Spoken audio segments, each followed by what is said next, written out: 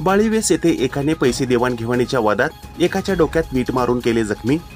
जोडबाईपेठ पोलिसात गुन्हा दाखल। सोलापूर शहरातील बाळीवेस येथे पैसे देवाणघेवाणीच्या वादात एकाने दुसऱ्याच्या डोक्यात दगड मारून जखमी केल्याची घटना घडली आहे।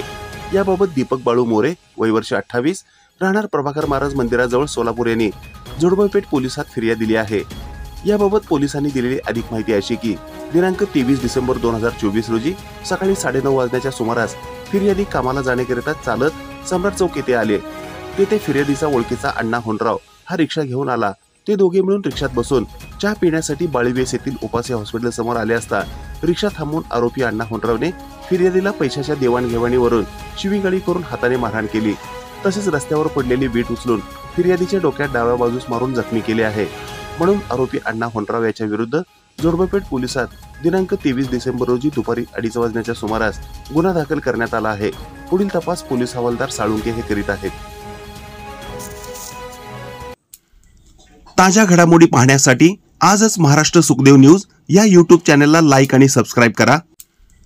ताज्या घडामोडी पाहण्यासाठी आजच महाराष्ट्र सुखदेव न्यूज या YouTube चॅनलला लाईक आणि सबस्क्राईब करा।